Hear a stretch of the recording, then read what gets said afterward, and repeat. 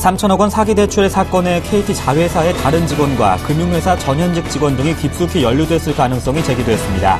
최소 수백 차례 반복된 것으로 알려진 이번 사건이 이들의 조직적 범행으로 드러날 경우 파장은 더 커질 전망입니다. 정부가 올해 하반기 세법 개정에서 장애인과 70세 이상 경로 우대자 등에 대한 근로소득 추가 인적공제를 세액공제로 전환키로 방향을 정했습니다. 기획재정부는 과세 형평 제고와 세입 기반 확충 차원에서 지난해 근로소득 세제의 소득공제 조정 작업을 올해도 계속 이어갈 것이라며 세액공제 전환 확대 계획을 검토 중이라고 밝혔습니다. 지난 30여 년간 국내 제조업체의 저축률이 2배로 높아진 것으로 나타났습니다. OECD 회원국 중 한국의 기업 저축률 순위는 11년 만에 8계단이나 뛰었습니다. 한국은행과 기획재정부는 비금융 기업의 총 저축률이 2000년대 들어서 10%대를 회복한 뒤 꾸준히 상승해 글로벌 경제 위기에서 벗어난 2010년에는 16.3%까지 올랐다고 밝혔습니다. 엔저와 불황에도 면세점들은 지난해 10% 안팎의 성장률을 기록하면서 사상 최대 매출 기록을 갈아치웠습니다. 특히 엔저에 따른 일본 관광객 감소에도 불구하고 중국 관광객이 큰 폭으로 늘면서 사상 최대 매출을 기록했습니다. 안녕하세요. 핫10의 강동석입니다. 뉴욕 증시는 옐런의 첫 의회 출석을 앞두고 관망 심리 속에서도 소폭 상승했습니다. 이번 주 증시 빅 이벤트로 옐런 의장의 첫 의회 출석을 앞두고 있는데요. 옐런 의장이 어떤 발언을 하느냐에 따라서 현재 경제를 확인할 수 있고 또 미국의 통화 정책도 결정할 수 있는 중요한 잣대가 되기 때문에 중요 이벤트로 꼽히고 있습니다. 현재 상승 출발한 코스피는 외국인의 매도와 기관의 매도세가 보태지면서 하락세로 전환을 했습니다. 1922선에서 거래가 되고 있고 삼성전자는 나흘째 상승, SK하이닉스는 기관과 외국인의 러브콜을 받으면서 4만 원 신고가를 기록하기 위해서 안간힘을 쓰고 있습니다. 먼저 시황센터부터 확인하고 돌아오겠습니다. 시황센터 연결합니다. 안녕하십니까, 김동현입니다. 코스피 지수가 옐런 의장의 의회 증언을 앞두고 보합권에서 공방을 벌이고 있습니다. 전일 1923.3포인트로 마감한 코스피 지수는 오늘 1.15포인트 오른 1924.45포인트로 개장을 했는데요. 상승폭을 키우는 듯 했지만 외국인이 매도세로 전환하면서 하락 전환하는 모습입니다. 현재 자세한 코스피 지수 살펴보겠습니다. 현재 0.98포인트 하락한 1922.32포인트를 기록하고 있습니다. 이어서 수급도 살펴보겠습니다. 최근 유가증권 시장에서 강한 매도 움직임을 보이고 있는 외국인, 오늘도 매도하는 모습입니다. 여기에 기관도 매도세를 더하는 모습인데요. 외국인은 356억 원가량 매도하고 있고 기관은 22억 원가량 매도하고 있습니다. 개인만 328억 원가량 순매수하고 있습니다. 이어서 코스닥 시황도 살펴보겠습니다. 코스닥 지수 역시 외국인과 개인의 매매 공방 속에서 보합권 움직임을 거듭하고 있습니다. 전일 518.47포인트로 마감한 코스닥 지수는 전거래일보다 1.65포인트 오른 520.12포인트로 개장했는데요. 현재 지수는 0.57포인트 하락한 517.9포인트를 기록하고 있습니다. 이어서 수급도 함께 보시죠. 개인만 순매수하는 모습 보이고 있습니다. 개인만 110억 원가량 매수하고 있고요. 기관도 매수세로 돌아섰습니다. 15억 원가량 매수하고 있습니다. 외국인만 111억 원가량 매도하고 있는 모습입니다. 네, 이어서 시가총액 상위 종목군들 살펴보도록 하겠습니다. 네, 삼성전자 오름세를 보이고 있습니다. 4천원가량 상승한 128만 1,000원 기록하고 있고요. 현대차는 보합세를 보이고 있습니다. SK하이닉스는 0.26% 오른 39,100원 하고 있습니다. 자, 코스피 시가총액 상위 종목군들 살펴봤고요. 이어서 코스닥 시가총액 상위 종목군 살펴보겠습니다. 자, 파라다이스는 2.24% 하락한 28,400원을 기록하고 있습니다. 비교적 큰 폭으로 하락하고 있고요. 서울반도체는 상승하는 모습입니다. 46,000원을 기록하고 있습니다. 자, CJ ENM과 CJ는 상승하는 모습입니다. 각각 1.7%, 2.56% 상승한 32,850원과 6만 원을 기록하고 있고요. 나머지 종목들은 하락하는 모습 보이고 있습니다. 이어서 환율 살펴보도록 하겠습니다. 자, 환율은 소폭 상승세로 출발하는 모습이었습니다. 외국인 투자자의 주식 매도세와 신흥시장의 잠재적인 불안 등이 환율 상승 요인으로 꼽히고 있었는데요. 전거래일 1,071원 20전으로 마감한 환율은 오늘 2원 10전 오른 1,073원 30전에 개장했습니다. 현재는 1,072원 20전의 모습으로 상승하는 모습 보이고 있습니다. 자, 이상 10시 구간 시황이었습니다.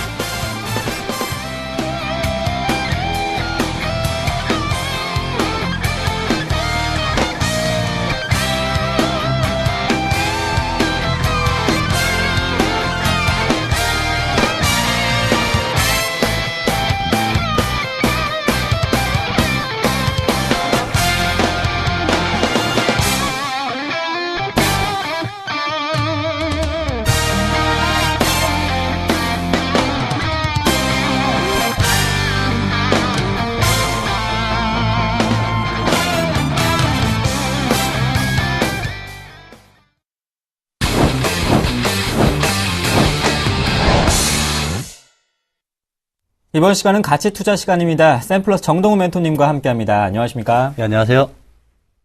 네, 먼저 정동훈 멘토님의 지난주 포트폴리오 수익률부터 확인하고 돌아오겠습니다.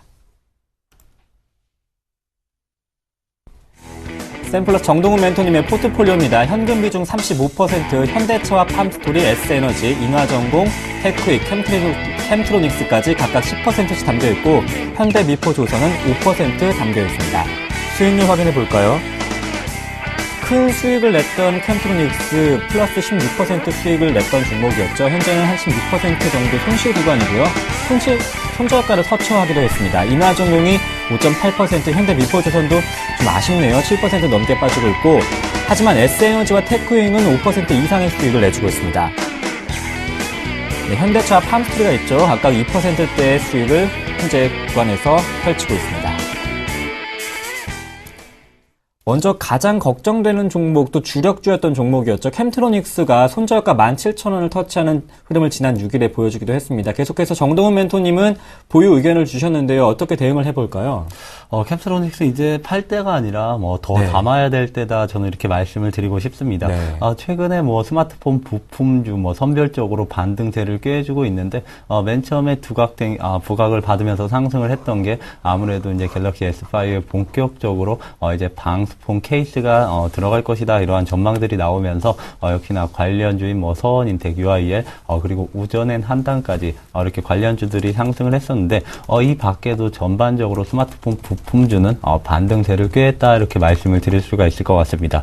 현재 파트론 역시도 2% 이상의 강세를 보이고 있는데, 이상하게 캠트로닉스는 반등세가 아니라 오히려 하락하는 그런 그림을 보였습니다. 어느 정도 하락세는 예상을 했었다, 이렇게 말씀을 드릴 수도 있는데, 그 이유 중에 하나가 지난해 4분기 재고 조정에 의해서 실적이 예상보다 조금은 하회할 가능성이 조금 커졌습니다.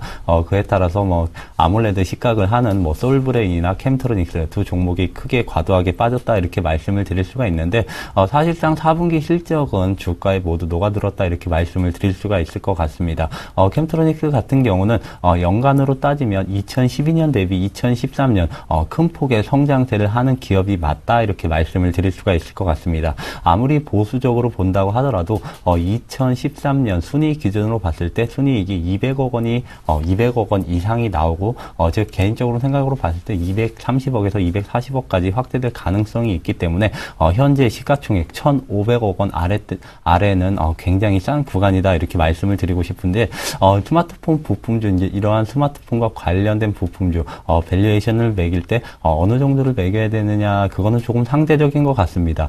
최근에 LMS가 2013년 실적이 순이익이 166억 원이 나왔다, 굉장히 큰 폭의 성장세를 이뤘다, 이러한 기사가 나오면서 LMS가 반등세를 꾀하기도 했었는데, LMS 같은 경우는 시가총액이 오히려 1,600억 원대입니다. 그런데 캠트로닉스는 순이익 기준으로 봤을 때 160억 원이 아니라 200억 원이 넘는 순이익을 기록하는데, 현재 1,500억 원이 되지 않는다.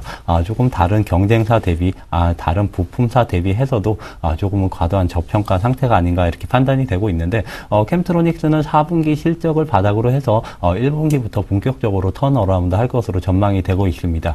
그 이유 중에 하나가 역시나 지난해 4분기, 특히나 12월 달 같은 경우는 아몰레드 시각 라인이 가동을 멈췄다, 이렇게까지 표현을 할 수가 있을 것 같은데, 본격적으로 이르면은 지금 2월부터 본격적으로 풀가동, 그러니까 새롭게 증설한 아몰레드 라인이 전면 가동할 것으로 전망이 되고 있습니다.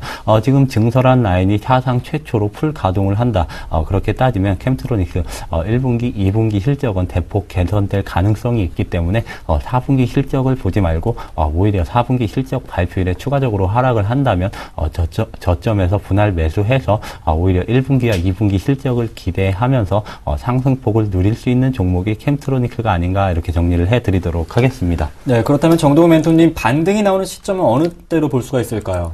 아무래도 캠트로닉스 같은 경우는 아직까지 4분기 실적을 알지 못하는 투자자분들도 계실 것이기 때문에 네. 4분기 실적 발표일이 최저가가 되지 않을까 저는 이렇게 판단을 하고 있습니다. 그렇기 때문에 실적 발표일에 하락한다면 그때부터 분할 매수 아니면은 추가 매수해서 평단가를 낮추는 전략이 조금 유효하지 않을까 이렇게 말씀을 드리도록 하겠습니다. 네, 모르시는 분들은 4분기 실적일도 궁금할 것 같은데요. 4분기 실적 제가 사실상 방송상에서 어느 정도나 네. 기록할 것이다 이렇게 구체적인 수치를 제시해 드리지는 못하겠지만 제가 개인적으로 봤을 때 별도 기준으로 해서 그래도 60억 원 이상 영업이익 기준으로 60억 원 이상은 나올 것으로 전망이 되고 있기 때문에 이 수치는 3분기 대비 소폭 하회하는 수치이긴 하지만 역시나 전년 동기 대비해서는 뛰어난 수치이기 때문에 이를 감안한다면 캠트로닉스가 역성장하는 것이 아니라 성장하는 기업은 분명하다 이렇게 말씀을 드릴 수 있을 것 같습니다. 네, 계속해서 정동훈 멘토님은 1, 2분기 이후에 캠트로닉스 반등을 예상하시면서 지금이 저가 매수의 기회이다 이렇게 말씀해 주시고 계십니다. 다음 종목은 현대미포조선입니다. 현재 구간에서 한 7% 정도 손실을 보고 있지만 다른 조선주에 비해서는 그래도 지지력이 단단한 편인데요. 예, 그렇습니다. 현대미포조선 같은 경우는 역시나 실적 시즌을 맞아서 지금 실적이 안 좋다 이런 소문이 나돌면서 현재 16만 원대까지 하락을 했습니다. 제가 조선주는 누누이 말씀을 드렸지만 조선주는 실적에 의해서 주가가 움직이는 것이 아니라 사실상 수주에 의해서 주가가 움직인다 이렇게 설명을 해드릴 수가 있는데 현대미포조선 2013년도에 굉장한 수주 모멘텀 수주를 보였다 이렇게 말씀을 드릴 수가 있는데 사실상 1분기, 2분기, 상반기부터 굉장한 실적이 나올 것이다 이렇게 말씀을 못 드리겠습니다. 그 이유 중에 하나가 이러한 선박 같은 경우는 굉장히 규모가 크기 때문에 리드 타임 그러니까 수주를 받고 이제 출고하는 시기까지 굉장히 오랜 기간이 걸립니다. 단적으로 선박에 들어가는 엔진 같은 경우만 하더라도 일반 아파트 반동만한 그런 수준이기 때문에 선박이 어느 정도 큰지를 조금 가늠할 수 있는 것이다 이렇게 말씀을 드릴 수가 있기 때문에 사실상 현대미포조선이 실적이 본격적으로 개선되는 것은 2015년이 되지 않을까 이렇게 판단을 하고 있는데 실적보다는 수주를 보는 것이 당연하다 이렇게 말씀을 해드릴 수가 있을 것 같습니다. 얼마 전에 실적이 안 좋을 것이다 이러한 발표가 나오는 와중에도 현대미포조선 수주 공시를 하기도 했었는데 이러한 조선주 같은 경우는 유럽 경기에 굉장히 민감하다 이렇게 말씀을 드릴 수가 있을 것 같습니다. 최근에 중국과 미국의 PMI 지수가 안 좋게 나오면서 글로벌 증시가 가파르게 조정세로 들어섰는데 유럽 경기에 민감한 이런 조선주 같은 경우는 최근에 유럽의 PMI 같은 경우는 오히려 더 호전되는 그런 수치로 발표가 됐습니다.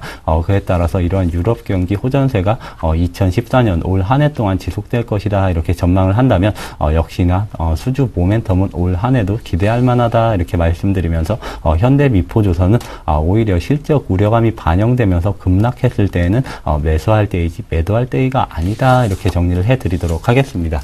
네, 계속해서 다음 종목도 살펴보겠습니다. S에너지인데요. S에너지 현재 구간에서 6% 그래도 수익을 보고 있는 포트폴리오에서는 비중이 높은 종목인데요. S에너지 같은 경우는 태양광 관련주 중에서 가장 가파르게 올해 실적 개선이 이루어질 수 있는 종목이 아닌가 이렇게 말씀을 드리겠는데 원전 사태로 인해서 일본에서 원전을 전면적으로 가동을 안 한다 이게 아니라 이제 본격적으로 원전도 추가적으로 설치할 그런 움직임을 보여주고 있습니다. 이러한 원전 사태 이후에 추가적인 원전 설비를 한다면 역시 S에너지 원전을 한다고 하지만 이런 태양광 비중이 점차적으로 늘어나고 있는 게 일본 시장입니다. 일본 시장에서 S에너지 점차적으로 매출이 확대되는 부분이 있고 저마진 그러니까 2013년도 전년도까지는 저마진 제품이 굉장히 많은 매출 비중을 차지했었는데 올해부터는 고마진 제품, 고마진 상품의 매출이 굉장히 뛰어날 것으로 전망이 되고 있습니다. 매출단에서도 증가하는 부분이 맞지만 특히나 마진, 영업이익단에서 굉장히 큰 폭으로 개선되는 게 S에너지다 이렇게 감안하면 역시나 모멘텀을 동반한 실적 개선세가 가장 큰 중소형 개별주가 아닌가 이렇게 말씀드리면서 S에너지는 뭐 목표가까지는 강력하게 홀딩을 해보자 이렇게 설명을 해드리도록 하겠습니다. 네, 실적으로 인한 상승 모멘텀이 있는 종목이다. S에너지는 목표가 15,000원을 계속해서 해주셨습니다. 지금까지 샘플러 정동훈 멘토님과 함께했습니다. 다음 주도 꼼꼼한 AS 부탁드릴게요. 고맙습니다. 네, 감사합니다.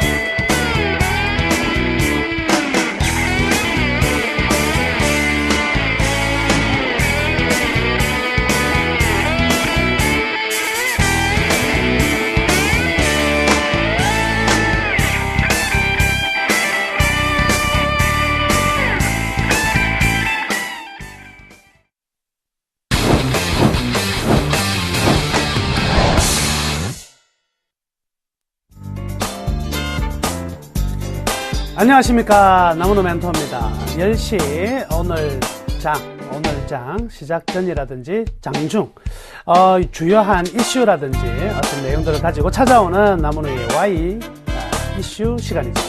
자, 오늘은 어떤 이슈를 가져왔냐면요, 대박입니다. 대박.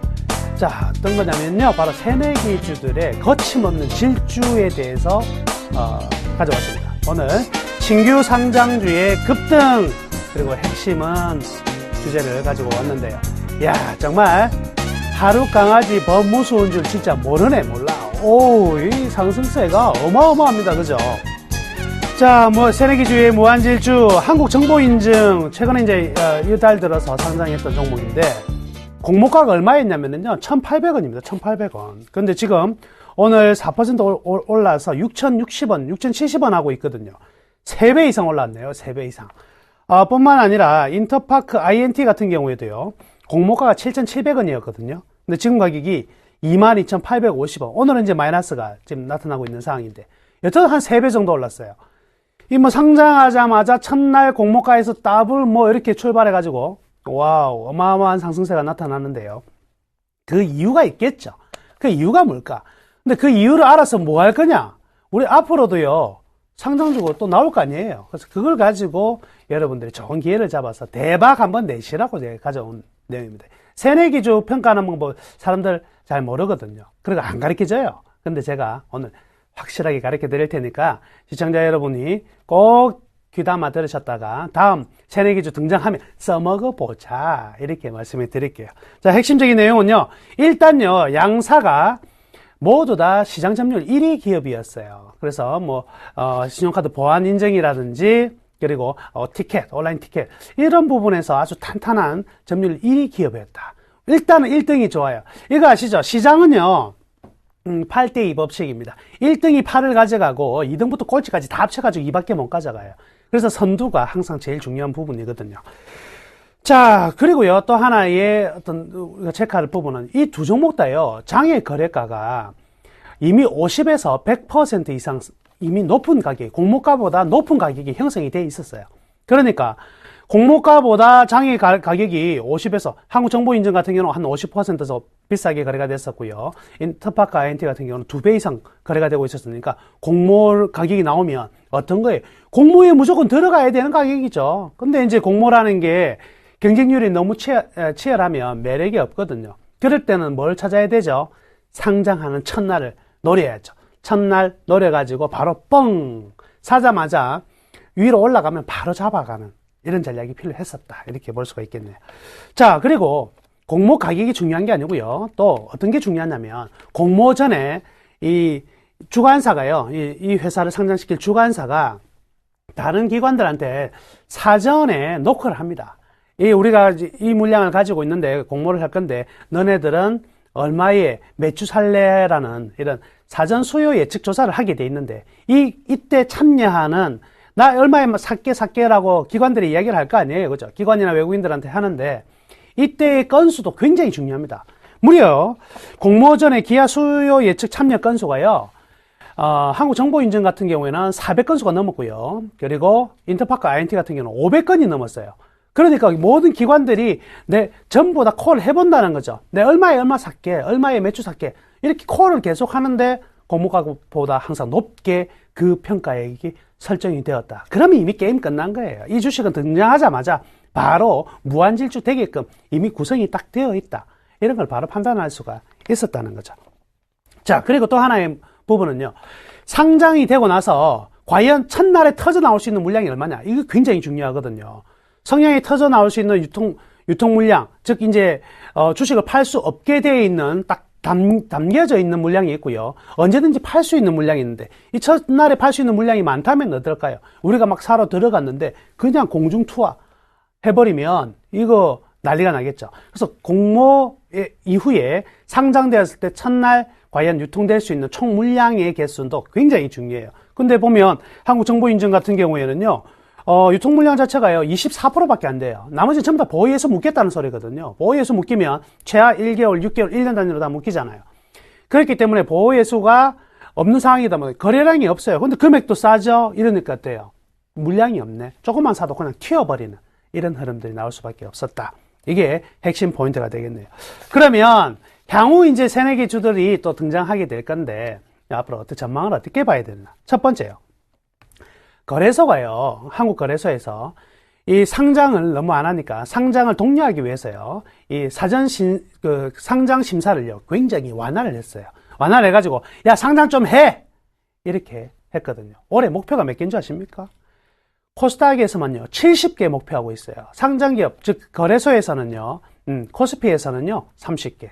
오늘 100개 정도를 목표로 하고 있는데, 그러다 보니까 코스닥이 이런 상장 심사가 요건이 완화된 상황이니까 너도 나도 다 들어가 보자. 일단 들어가면 뭐가 안 되나 싶어가지고 마구마구 상장 신청할 거라는 거죠. 그래서 올해는 자 상장기업의 숫자가 신규 상장기업의 숫자가 굉장히 늘어난다. 이럴 때 필요한 거 뭐예요? 이야 이거 잘못 고르면 어떻게 되는 거예요? 큰일 난다. 그러니까 기업 분석 굉장히 잘 하셔야 되는 부분인데 올해 이제 대거 입성하는 이 코스닥 상장주들이 대부분 어느 종목이냐 이 부분도 체크를 해야 되겠죠. 전부 다요 거의 바이오하고 헬스케어 관련 종목들이 대거 들어옵니다. 그러니까 바이오 헬스케어 종목 중에서도 이들은 특수성이 굉장히 많잖아요. 바이오 헬스케어. 그래서 이들 종목에 대한 개별적인 평가가 굉장히 힘들거든요. 그렇지만 평가를 잘하게 된다면 굉장한 수익률도 역시 이번에도 나올 수 있는 가능성이 크다. 뿐만 아니라 작년 같은 경우는 이제 올해 그 대형 같은 경우에는 현대 로템이 상장되었는데 뿐만 아니라 올해도 지금 상반기에 대형 이 기업들이 상장 예정인 것들이 있어요. 대표적으로 이 BGF 리테일 여러분들 그 편의점 CU 아시죠? 보강 패밀리 아닙니까? 그래서 BGF 리테일이라든지 그 다음에 이 렌터카 업계에서는 1위예요. KT 렌탈이 들어오고요. 그 다음에 동부생명 등도 이제 상반기에 상장이 예정되어 있다. 이렇게 기존에 있는 업에 새로운 종목이 올 때는요, 평가하기가 좀 쉬워요. 왜 그럴까요? 기존에 있는 기업의 어떤 그 PBR이라든지 아니면 PER을 비교해서 할 수가 있거든요. 예를 들어서 뭐 BGF 리테일 같은 경우에는 GS 리테일하고 비교를 하시면 될 것 같고 KT 렌탈 같은 경우에는 아주 렌트카, AJ 렌트카와 비교를 하면 된다든지 동부생명은 뭐 생명주들 많이 있으니까 그와 비교를 한다든지 그래서 실질적으로 다 비교 가능한 대상의 대형주들은 사실은 이익이 별로 안 나요. 그런 부분은 또 있겠네요. 자, 그러면 이제 우리 신규 상장주 가지고 어떻게 이제 대응을 하고 우리가 수익을 낼 수 있는가? 그 핵심적인 내용들을 설명해 드리겠습니다. 제일 중요한 파트겠죠. 첫 번째, 아까 말씀해드렸지만 장외 가격하고 이 공모주의 가격을 항상 비교해라. 장외 가격과 공모주의 가격을 항상 비교해야 된다. 장외 가격을 알 수 있는 거는요. 인터넷에 뭐 네이버나 다음이나 이런 데서 검색하시면은요. 장외 가격 구할 수 있는 사이트들이 여러 개 나오거든요. 거기에서 비교를 하시면 돼요. 장외 가격과 그리고 공모 가격 꼭 비교하시고 두 번째, 기관 참여율. 아까 제가 뭐 사전 수요 예측 조사를 한다 그랬잖아요. 그때 참여 건수가 과연 몇 건인가 굉장히 중요하다 그랬습니다. 그 참여 건수와 그리고 기관들의 매수 평균 수요 즉시에 나왔던 매수 평균 단가가 나와요. 얼마 이상이 나온다는 거죠. 정확한 평균 단가는 제시를 안 해요. 그렇지만 기본적으로 평균 얼마 이상이라는 것은 제시를 하거든요. 그 가격도 역시 체크를 해야 됩니다. 그 가격이 공모가보다 높으냐, 많이 높으냐, 작게 높으냐, 이 부분이 될 것이고요. 그리고 역시 뭐예요? 상장 당일날 유통이 가능한 물량도 역시 확인해야 돼요. 어느 정도 금액이 나올 수 있을까? 이런 부분들도 반드시 체크를 해야 될 것이고요. 자, 그리고 역시 가장 중요한 부분입니다. 바로 첫 거래 3일 동안은요, 신주는요, 방향성이 통상 결정이 돼요. 즉, 어떠냐면, 주가가 상승해서 3일 동안 상승의 흐름을 탄다든가, 일반적으로 어떤 그 양봉이 나오면 그 흐름을 일정 부분 진행될 가능성이 굉장히 많다는 거죠. 그래서 신주는요, 처음 스타트 끊어가지고 앞에 부분이 가장 중요하거든. 올라가는 종목은 조정을 받고 더 올라갈 가능성이 많은데, 대신에 깨고 내려가면은요, 1년 걸려요.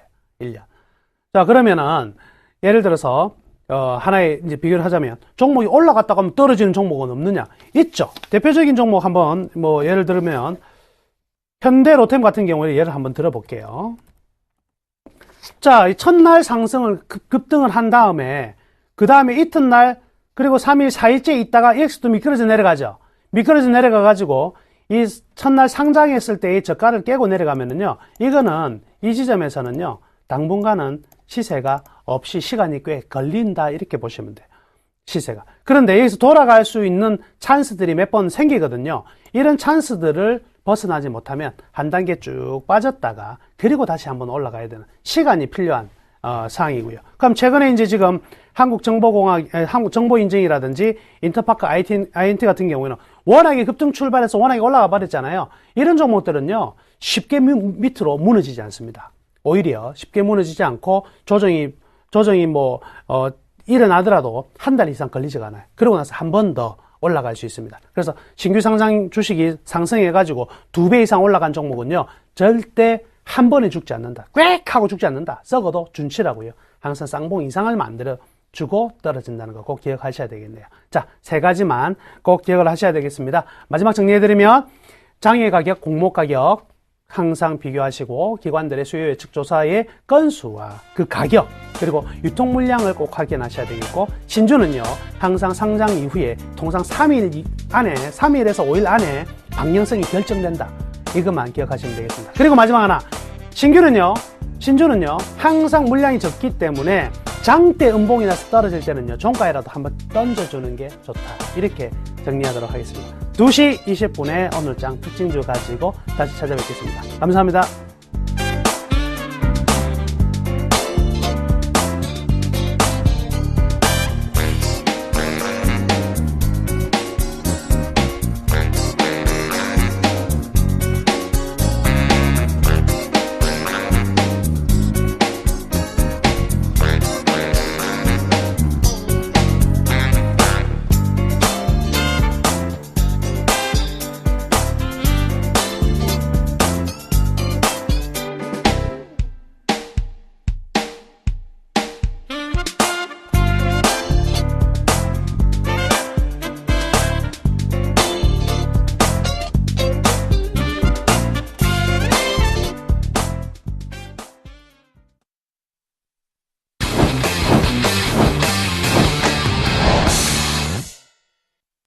중국 증시도 확인해 보겠습니다. 리딩투자증권의 우성재 팀장님 연결해 봅니다. 안녕하십니까? 네, 안녕하세요. 네, 전일 상해 증시가 2% 상승하면서 의미 있는 2050선 돌파를 했습니다. 오늘 추가적인 상승을 좀 기대할 수 있을까요? 현재 출발 상황 예상부터 먼저 들어보겠습니다.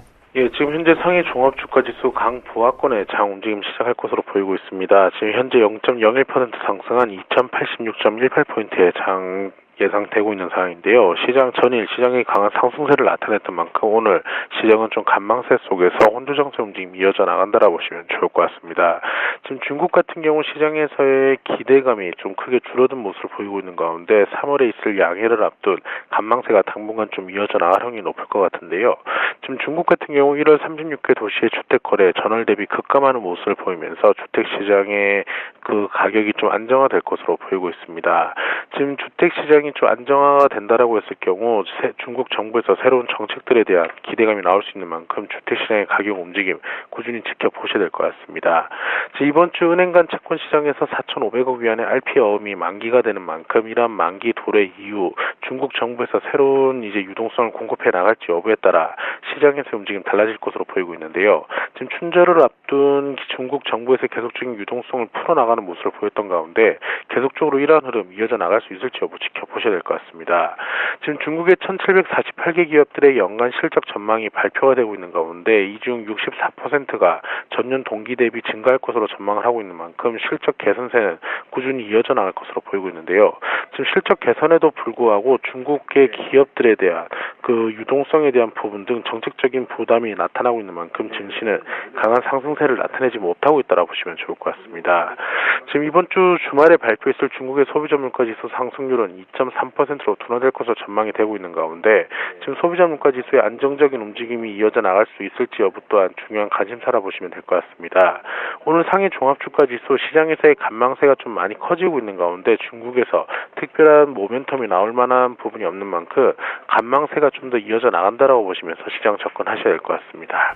네, 상해 증시 관망 심리 속에 수요일 중국의 1월 무역 수지 발표를 앞두고 있습니다. 다소 부진이 예상되지만 조금 더 나쁘게 나온다면 국내 증시에 미칠 영향은 어떻겠습니까?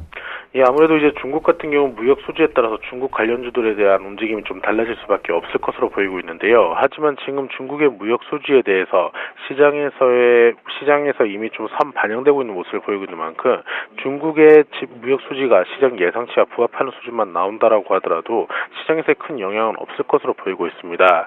최근 중국 경제에 대한 부담감들은 좀 꾸준히 존재하고 있는 상황이지만 시장에서의 관망세가 좀 많이 커지고 있고 이미 시장에서 반영되었다라는 의견들이 좀 커지고 있는 만큼 국내 증시에 미친 영향은 좀 제한적일 것으로 보이고 있는데요. 최근 국내 증시 또한 좀 많이 조정을 받았던 만큼 증시에서 낙폭 과대에 따른 저가 매수의 유입에 대한 기대감 또한 나타나고 있기 때문에 증시에 미친 영향은 좀 제한적이라고 보시면서 접근하셔야겠습니다. 네, 중국 경기 둔화 우려는 이미 시장에 반영된 재료로 국내 증시에 미칠 영향은 미미할 것이다 이렇게 전망해 주셨습니다. 지금까지 리딩투자증권의 우성재 팀장님과 함께했습니다. 고맙습니다. 예, 고맙습니다.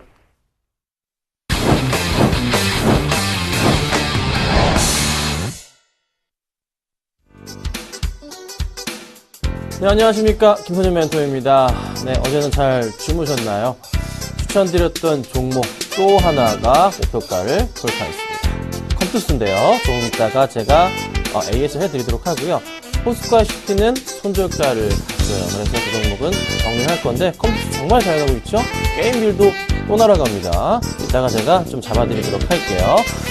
자, 궁금하신 사항에 대해서 문자를 주시면 됩니다. 종목이요. 자, 013-3366-0110번으로 문자를 주세요. 제가 지금 상담을 해드릴 거예요. 많은 도움 드릴 테니까요.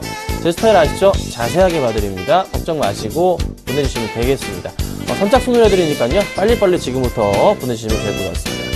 자, 오늘 역시나 세 가지 테마주들에 대해서 제가 가지고 나와봤는데요. 살펴보도록 하겠습니다.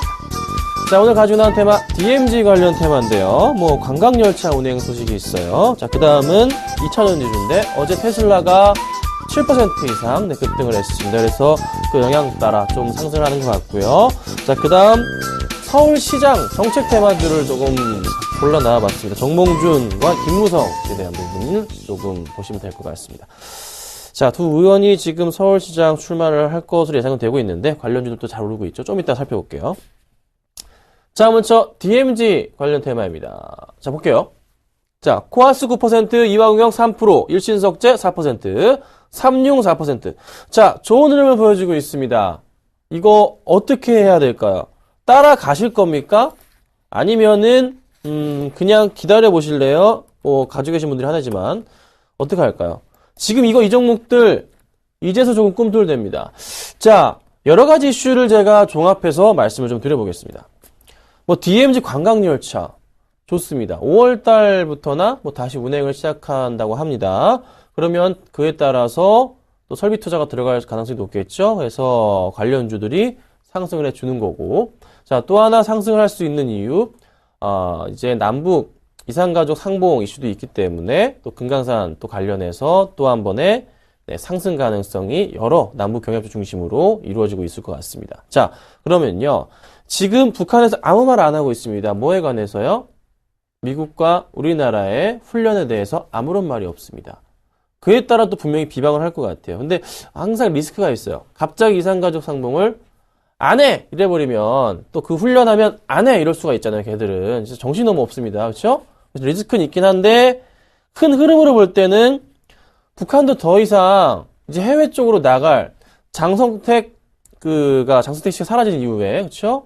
더 이상 어떻게 해외로 나갈 발판 자체가 막 막혀버린 상황이잖아요. 힘들어지고 있잖아요. 그렇잖아요. 그래서 조금은 좀 우호적으로 할 가능성이 50% 이상이지 않나라는 판단은 듭니다. 그래서 조금 매수는 괜찮을 것 같은데요. 제가 이렇게 테마주 괜찮다고 한 적 거의 없죠? 그렇죠?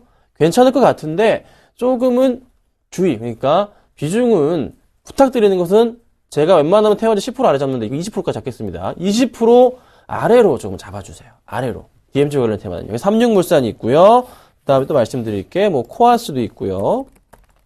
네, 코아스는 10% 가고 있죠. 따라가긴 조금 버겁습니다. 자, 그리고 이화공영, 네, 그리고 일신석재 이런 종류들도 있는데 천천히 가고 있다가 이렇게 천천히 가는 주가 흐름에서 일신석재 들어 말씀드릴게요. 갑자기 이렇게 튀어 올라가는 흐름 자체가 나올 가능성은 있어요. 대신에 그 포인트 때 깔끔하게 정리를 하자는 의견 드리겠습니다.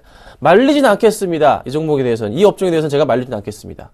저도 보는 눈은 있으니까요. 대신에 비중은 조금 크진 않게 해서 몰빵하지 마세요. 20%까지 말씀드렸습니다. 아셨죠? 그렇게 조금 네, 투자를 하셔도 괜찮겠다 의견을 제가 들어보겠습니다. 굉장히 의아하시죠? 네, 그렇죠? 근데 제가 이런 말씀 드립니다. 조금 차트상의 흐름이나 현재 모멘텀 자체가 이제 좀 시작하는 분위기이기 때문에 나쁘진 않아 보여서 그렇게 말씀드리는 겁니다.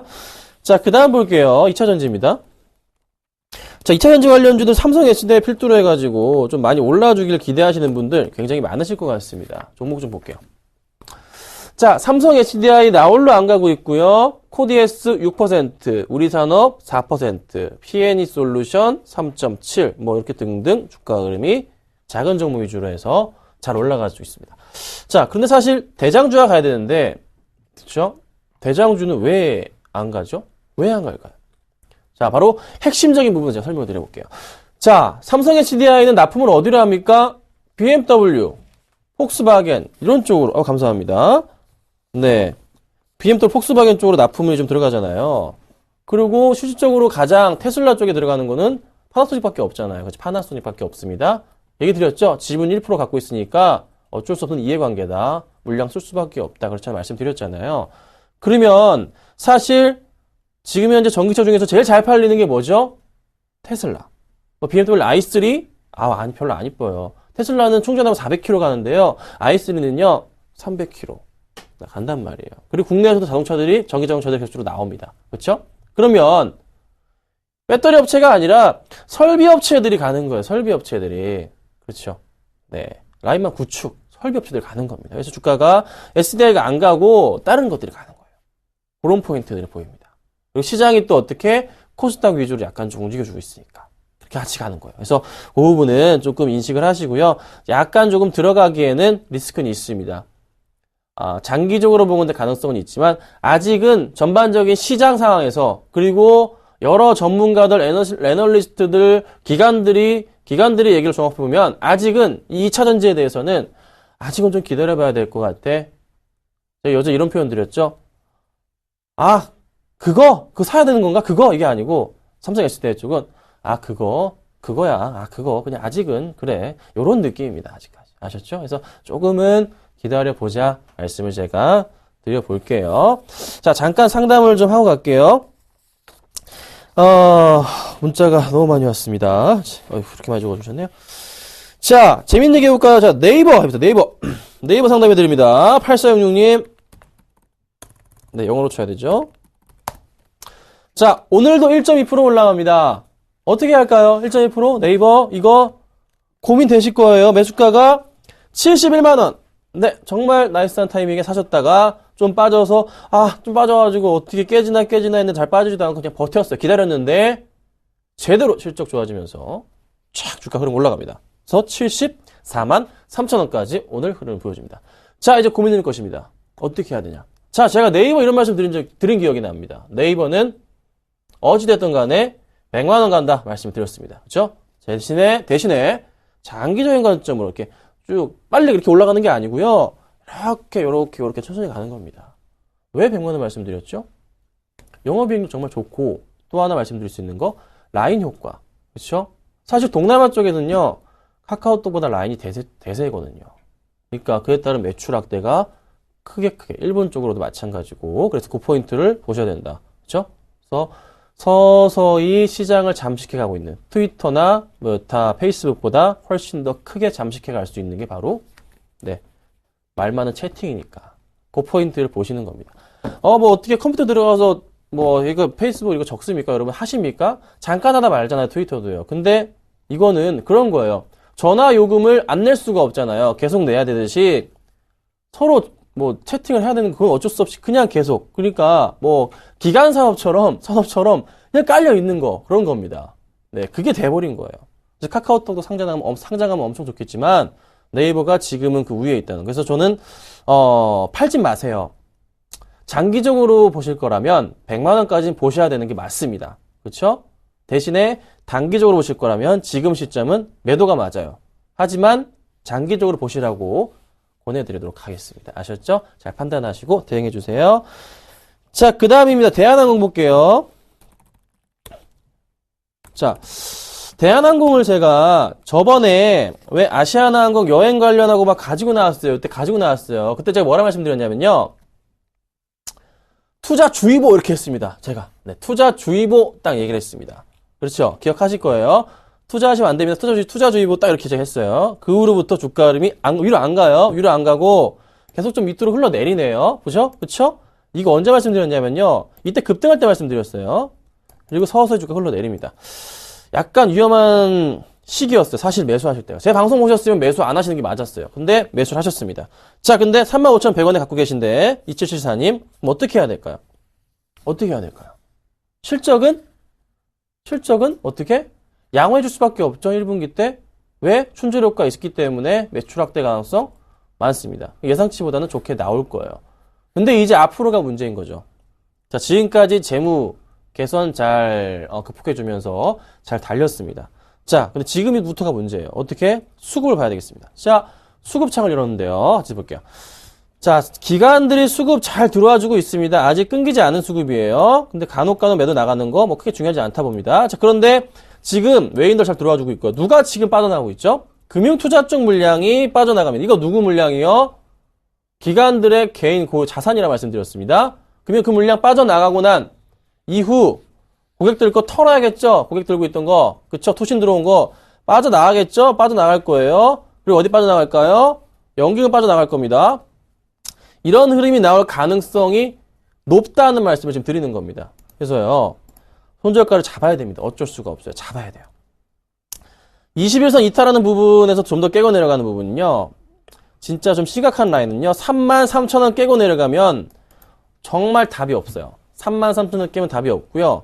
그 전에 33,500원 크게 의미도 없습니다. 가져가시는데 33,000원 깨고 내려가면 그때 정리를 하도록 하겠습니다. 아셨죠?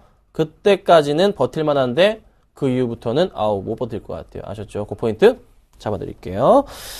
자, 그 다음 좀 보고서 해드릴게요. 문자가 너무 많이 왔는데요. 문자 정말 감사드립니다. 자, 궁금해하신 그 정책 테마 좀 보겠습니다. 서울시장 테마 좀 살펴보겠습니다. 정몽준 의원과 김무성 의원이 지금 출마할 가능성이 높다고 합니다. NK, 상한가, 코엔텍, 현대통신 이렇게 잘 가지고 있어요. 따라가야 될까요? 말아야 될까요? 그렇죠? 또 시장에서 이런 얘기가 돕니다. 안철수 의원은 도대체 뭐 하는 거냐? 안철수 의원 너무나 질질 끌었어요. 신당, 창당 할 거야, 할 것 같아요, 할 것 같은데 하는가? 하는 거 맞아?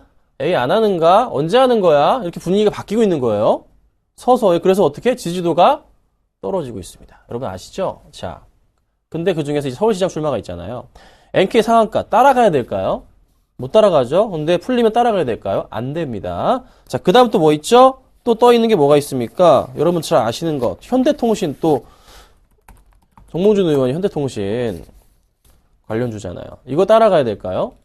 안 됩니다. 여러분, 정책 테마는요, 따라갈 수는 있긴 한데, 지금 아마 그 서울시장 선거 전까지는 계속 오를 가능성이 있어요.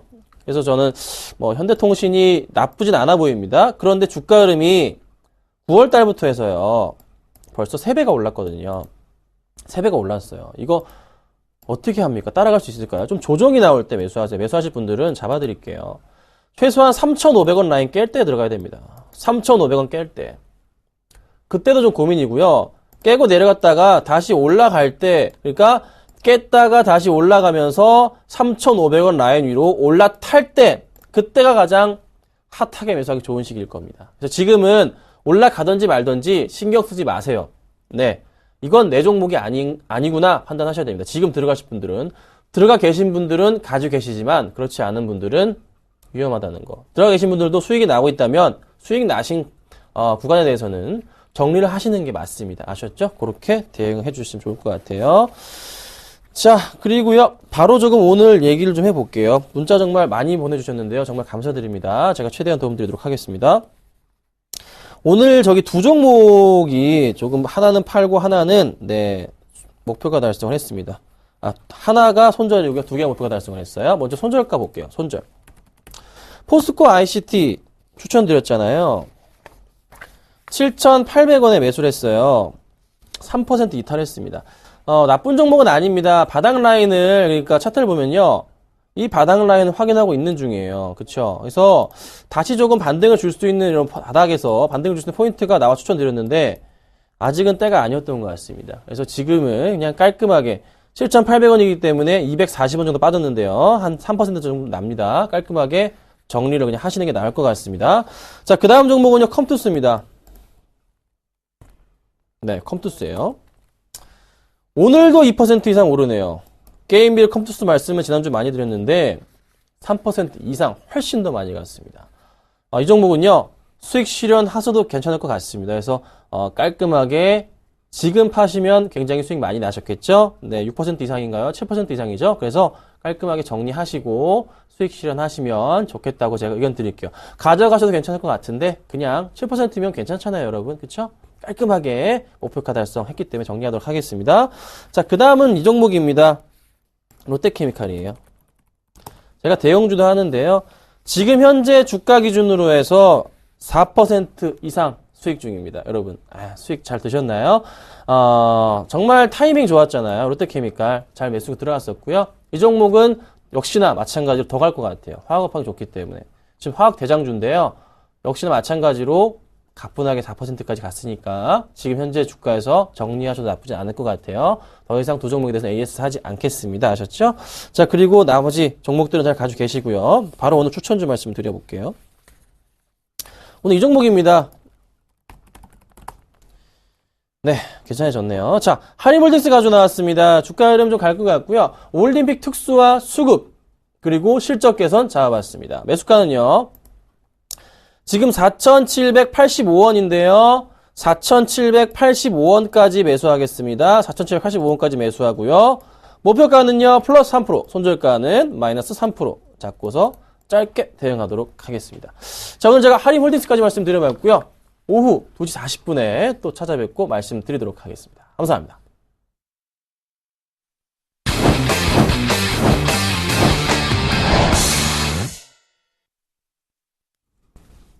저는 옐런의 발언을 확인하고 내일 다시 돌아오겠습니다. 하텐이었습니다. 고맙습니다.